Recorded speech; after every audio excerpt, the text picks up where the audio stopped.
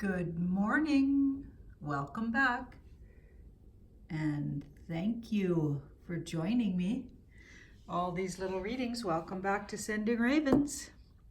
I got that little thank you card from a lovely woman. She knows who she is. Yeah, that was so sweet. Okay, so we are going to use this lovely deck. It's called the Thoth deck. T-H-O-T-H. I get in a lot of trouble for saying words wrong. Thoth, right? And people love to correct me on the other channel with how I'm saying a name. Like when I called Dottie. Okay, so Princess Diana's guy there that they died together. Dottie. It's spelled D-O-D-I. Okay, Dottie. Yeah, anyway. It's like I got so many, 50 comments at least, trying to tell me how to say that. And it's like, you know what? I say it Canadian and everybody get over it. Seriously? I was so close. And how do I know they got it right?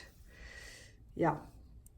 Anyway, I don't really like being corrected on how I say things. I know that's probably stubborn of me and Taurus-y of me, but yeah. I do have faults, and that is one of them, saying words wrong. Okay, so we've got the Wheel of Fortune. Ooh, I love that. Doesn't it look pretty on this blue? Wow. So the Wheel of Fortune in this deck, very beautifully painted. Whoa. Yeah, so some really big changes around your life, whoever's watching. Some kind of really big unexpected, or you're feeling like you want a big unexpected. You want to change it up, shake it up, because this is representing ourselves today. So it's like we want to change things up. We want to shake things up. That's us. If it was in the atmosphere, like let's switch them. If it was right in the middle like that, that would be in your atmosphere. So things are changing whether you like it or know about it or not. But it's not. It's actually ourselves being represented as the Wheel of Fortune. So that changes the whole energy, right? And that's a lot of readers go wrong that way. They always read the card the same way. And it's like, it doesn't always read the same way. This is an archetypal card right now because it comes up as ourselves. So we have to read it that way. Anyway, yeah.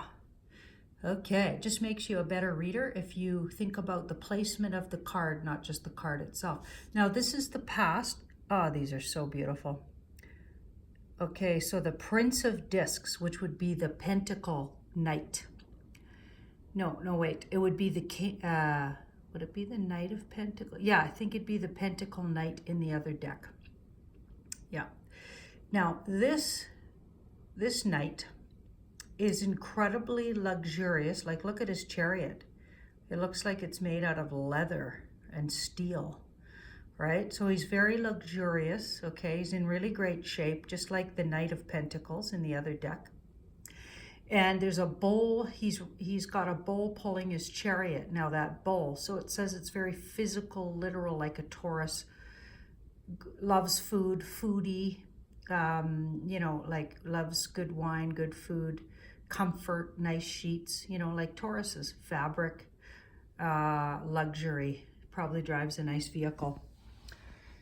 Now in the past, so we've done quite well somehow in some area, or somebody I'm talking to out there came into some kind of comfort or a realization that they're good at attracting abundance. Or maybe they don't even know they're good at attracting abundance, and this card's trying to tell us, you're actually really good at attracting abundance. Okay, and the Wheel of Fortune, maybe some of the change that's coming is going to be through realizing how good we are at attracting abundance, letting go of our fears and ideas around scarcity.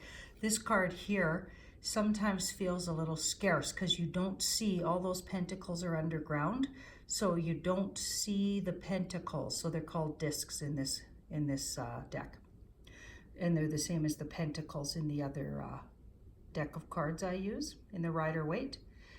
So the 7 of discs in this particular deck is like there's all these things growing underground. So those are like roots and things are growing underground. So it looks like it's almost like below the surface.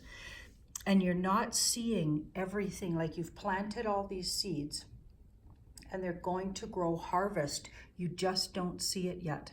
So you've put out all these things. You've talked about all these things. Things are changing. You're feeling a little bit restless here. But actually, I think this reading wants to say things are changing. You are good at manifesting, and a lot of those things you've been wishing, intending, and visualizing are just under the surface and ready to sprout, ready to come to fruition. It's just not the season yet. And then this card just tells us to trust. Trust the universe, right? That's a trust card. I just love it. Okay, the star. The stars leaves themselves vulnerable, but it's also about trust and healing and staying in that sort of idealistic place. Like she looks very trusting. She would never be sitting like that, so out in the open with very little clothing on in this painting. She is trusting that the universe will provide. So trust that all your energy you've put forth in the past that's created, you put out all these little feelers and energy towards some things that you wanted to change. Now you're feeling a little restless, like you'd like to see that all come to fruition. It's coming. And look at this. Here's the breakthrough. So spring breakthrough. That's Aries. Look at in this deck. That's the symbol for Aries. I love the deck because, okay, Venus, that's the symbol for Venus in Aries. I have a Venus in Aries, by the way, if anybody knows astrology. And an Aries rising. Look out. Yeah, so it looks like there's a breakthrough. This is like the 4 of Wands in the other deck. The 4 of Wands. It's a breakthrough card. So there's going to be a breakthrough with all those things that you have planted, all those seeds you planted. Trust in your ability to create abundance. And that's abundance on all levels. That could be just abundance in health. That could be, I feel very lucky. I have great health. My brother asked me the other day, how are you doing? Because he was telling me all about his hip replacement. And I said, ooh, I felt guilty. I said, I feel great. I'm doing great. Don't feel guilty about it, he said. Just enjoy your great health. You earned it somehow. On whatever lifetime, you earned it. So if you're lucky enough to have good health, just enjoy it, right? Just enjoy it, revel in it, because on some level, you've earned whatever you have this lifetime. You earned it. Good, bad, and ugly. It's yours because you created it over lifetimes. And that's even the tough stuff. So just own it, work with it, learn to love it, right? I know that sounds a little harsh, but that's the best way to become empowered here. I'm not into victimhood, right? Yeah, my clients will tell you, oh my goodness. If you start victimizing yourself in a reading, I'm going to give you the big old empowerment lecture. Yeah. Okay, so there's a breakthrough coming. We've been talking about this for quite a while in these daily reads, or every other or third day reads.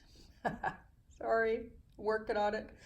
Yeah, there's a breakthrough coming, and it's around something we've been wishing for, intending, visualizing.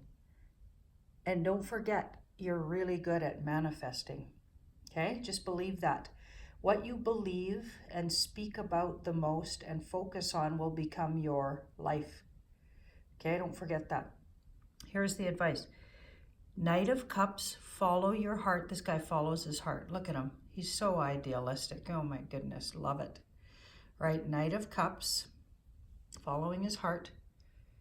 And the Queen of Cups. Okay, so keep the vision and look straight ahead, following your heart. Sorry, throat feels a little dry.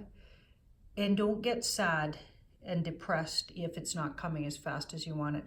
The Queen of Cups gets all sad and depressed, and she's busy staring at her own reflection and forgets to look up like this guy and move ahead, move forward with trust and your vision, and stay focused on your goal. Don't get all contemplating your navel over here and getting all bummed out, okay? Because she can be a little bit depressed. Your vision and wishes and intentions for this lifetime are coming. They're just under the surface. Keep visualizing it and staying positive, self-loving. Speak about it as if it already is, like Wayne Dyer always said. I'm going to say it again. In the face of all evidence to the contrary, speak about a thing as if it already is the way you want it to be. That's how you want to manifest things. Now have a look at my little Christmassy lights here. I got my little twinkle lights going on. Okay, little Christmas lights. Anyway, thank you so much for watching my videos. Please like and share and subscribe if you haven't already. And yeah, thank you so much for joining me for my morning coffee.